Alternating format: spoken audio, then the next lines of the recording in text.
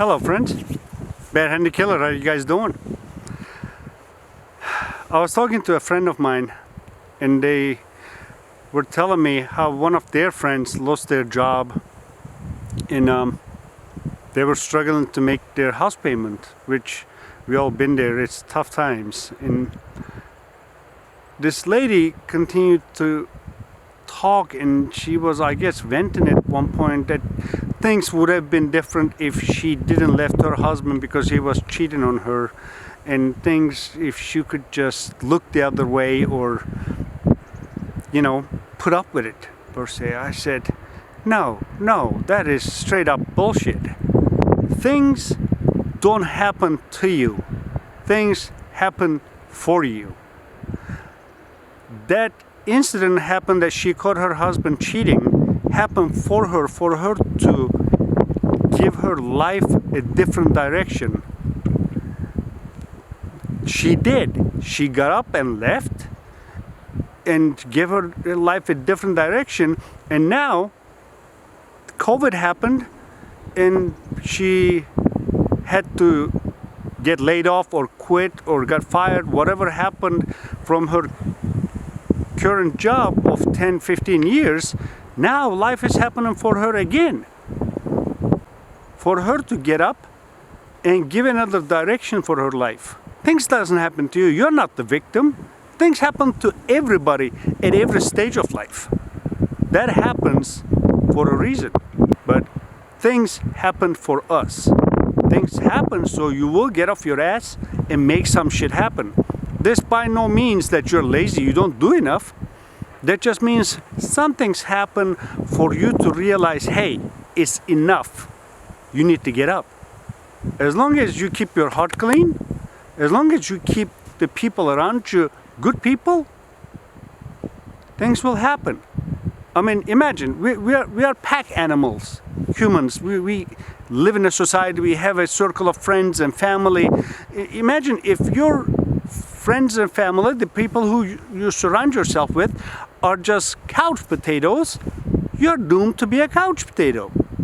If the people you surround yourself with are the ones who said, you know what, this weekend we're gonna go to the soup kitchen and help the homeless get a warm meal in their stomach, that's what you're gonna be doing. So it's very simple. Life is very simple, but it is difficult. Not everybody succeeds because not everybody puts up that much work. You have to get up and put into work. I mean, work your butt off, okay? If you ever listen to Arnold's life history, dude has a tremendously challenging life, and he said, you have to get up and work your best, ignore the people that is negative around you, or get rid of them, period. I've been working on this project since September, and in December, mid-December, it got serious, and the person that it's my project, by the way, okay? The person that I'm working with, she said, you're too big. I'm like, what does that mean? You're too big for this project. You need to lose some weight. I evaluated the situation. It's my project. Somebody else telling me what to do about my project, but she was right.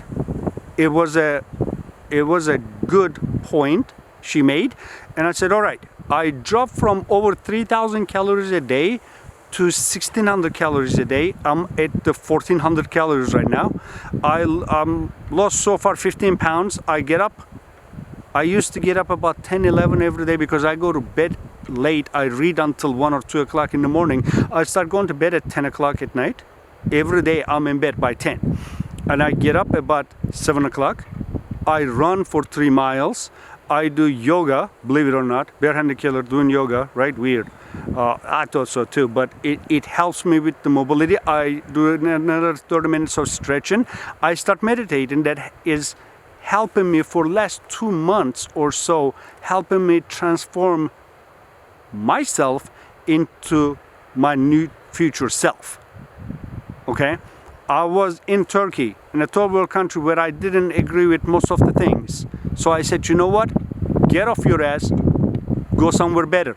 I came to the States. I washed dishes from 3 different restaurants, did construction. I sold cars, and I worked in the production line. Whatever you can imagine, I was doing it. I was working 5 o'clock in the morning to 11:30 at night, and I said, you know what, this is not good enough. I have to do better. I have to work harder. So I joined the army, got deployed twice, went to war, came back. I said, you know what, we gonna do better. Became a border patrol agent. And I said, okay, you know what, I need more education to do the things I want to do. Resigned from border patrol, got my bachelor's, got my master's degree. My application for customs were getting in process. They called me 2 days after I graduated with my master's. I'm like, wow, like good things are happening, right? Did 10 years of that. Before my first challenge with Naked and Afraid, I said, you know what, it's time for a change. We're gonna do better, we're gonna do different. I resigned from my position. I literally retired myself. I said, I'm gonna do TV. Now I'm on a different project, trying to do better, trying to improve myself, trying to get somewhere better. And every time I achieve a goal, I don't sit there and say, you know what, I'm the schnitzel. Yeah, you might feel that way, but you will never hear or me trying to be arrogant about, or I will never let my ego get out. Instead, I help somebody else out. I was a firearms instructor and a pursuit driver and a field training officer for customs, and every time somebody asks me an advice, by all means, I will help them anyhow I can. Get out, start doing Naked and Afraid. Anytime somebody asks me, hey, how I can put in for the challenge, how I can get in it, I help them out. I let them know. I had $700 in my bank account one time, and somebody said, you know what, I can't make my house payment. I'm about to become homeless. I gave him $500. Not because I have some money coming from my parents or my uncle. I have absolutely no support system. I am me. I'm the lone wolf. That's it. That's why I'm from Texas. That's why I love Texas, because that is the Lone Star State on their own. You either make it or you fucking make it. There's no other option for me. I don't have luxuries of calling somebody and say, hey, you know what, I can't make it. Can you put some $20,000 in my account? I don't have the luxury. So I gave that person $500, left me $200 in my bank account, and I said, holy shit, wait. Maybe that wasn't smart. And you know what, it took me a while. I said, once you are doing good, once you are doing a good deed to somebody, the universe is beautiful, karma is beautiful, God is big. It will happen for you. It did. It just did. It keeps happening. One thing after another, because I keep my heart clean and I keep my circle very tight of good, hardworking people. And those people make things happen for you. So you have to get off your ass and take that leap of faith. We keep calling it leap of faith. It's like, no, it's not a leap of faith. You ain't leaping shit. You're just saying, you know what I am right now is not going to be what I am tomorrow. Tomorrow, I'm going to be better because I'm going to work my ass off today for tomorrow. When you get to tomorrow, when you get to a better place, you're going to help somebody to get to the same place that you are, and then you set another goal to achieve more, to be better, to help more, to reach out more. So, funny story, another project of mine, I needed some music. So I contacted this friend of mine who is a musicianist. I said, this is what I have and this is what I need. Could you help me? I mean, it's COVID times, nobody got money, right?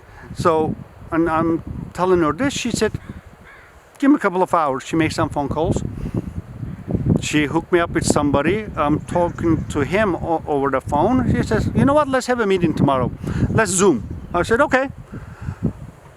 I start telling him about the project and telling him about my life story. He's telling me his life story, which ironically, almost similar.